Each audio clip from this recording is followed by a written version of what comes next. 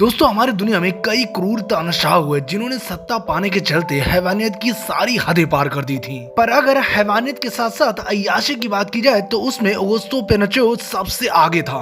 दोस्तों खूबसूरत और जवान लड़कियां इसकी कमजोरी थी और इसीलिए ये खूबसूरत और कमसिन लड़कियों को कैद करके रखता था जिससे वो अपनी हवस पूरी कर सके। दोस्तों ये बात है 1970 के दशक की, जब ये साउथ अमेरिका के छोटे से देश चिली का मिलिट्री जनरल था। उस समय यहाँ के राष्ट्रपति सल्वाडोर एलेंडे थे जो कि मार्क्सवादी होने के साथ साथ यूएसएसआर यानी वर्तमान के रशिया के पक्षधर थे, जो कि अमेरिका के लिए बिल्कुल भी नागवार था। और इसीलिए अमेरिका ने चिली के मिलिट्री जनरल ऑगुस्तो पिनोचेट को मोटी रकम देकर तख्ता पलट करने को कहा। और हैरानी की बात तो ये है कि चिली के राष्ट्रपति एलेंडे ने 15 दिन पहले ही इसे मिलिट्री जनरल बनाया था और इसने अपनी आर्मी भेजकर राष्ट्रपति भवन पर अटैक कर दिया। और जब राष्ट्रपति एलेंडे को लगने लगा कि उनका बचना मुश्किल है तो उन्होंने एक टीवी चैनल पर वीडियो ब्रॉडकास्ट किया। उन्होंने कहा कि मैं किसी भी कीमत पर राष्ट्रपति पद से इस्तीफा नहीं दूंगा, फिर चाहे उन्हें अपनी जान ही क्यों न देनी पड़े। जब उन्होंने देखा कि सिपाही राष्ट्रपति भवन में घुसने लगे हैं तो उन्होंने अपनी पिस्टल से खुद को गोली मार ली। और राष्ट्रपति के मरने के बाद ऑगुस्तो पिनोचेट ने भी जनता को संबोधित करते हुए एक वीडियो रिलीज किया और उसमें उसने कहा कि चिली को मैंने अपने पूरे नियंत्रण में ले लिया और अब एक नया संविधान बनाया जाएगा। पर ये सब देखकर राष्ट्रपति एलेंडे के समर्थन में जनता रोड पर उतर आई, जिसमें हजारों महिलाएं भी थीं। पर ऑगुस्तो के आदेश पर प्रदर्शनकारियों को कैद कर लिया गया, जिसमें आदमियों को तो मार मार कर मार डाला और महिलाओं में जो खूबसूरत और कमसिन थीं उनको ऑगुस्तो के लिए भेज दिया गया और बाकी महिलाओं को आर्मी के जवानों के लिए छोड़ दिया गया और उन जवानों ने जेल में उन औरतों के साथ अपनी हवस पूरी की।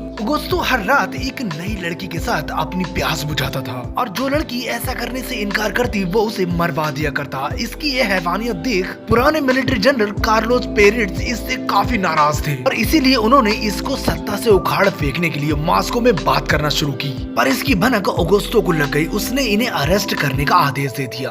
पर वो समय रहते चिली छोड़ अर्जेंटीना चले गए और खुफिया तरीके से रहने लगे। पर अमेरिका की खुफिया एजेंसी ने उन्हें खोज लिया और उनकी लोकेशन ऑगुस्तो को दे दी। और एक सुबह जब वो अपनी पत्नी के साथ कार में बैठकर कहीं जा रहे थे तभी उनकी कार में लगा बम ब्लास्ट हो गया और उनकी मौत हो गई। दोस्तों वैसे तो अमेरिका पूरी दुनिया में शांति का रहनुमा बनकर घूमता है, पर पर्दे के पीछे रहकर वो पूरी दुनिया में जितने भी गलत काम होते हैं वो उनको अंजाम देता है। फिर वो चाहे दो देशों के बीच युद्ध ही क्यों ना हो, उसमें कहीं न कहीं अमेरिका का हाथ होता ही है। वैसे दोस्तों आपको इस क्रूर और अय्याश तानाशाह की ये स्टोरी अच्छी लगी हो तो प्लीज सब्सक्राइब करें, क्योंकि हम ऐसा ही रियल और इंटरेस्टिंग वीडियो लाते रहते हैं।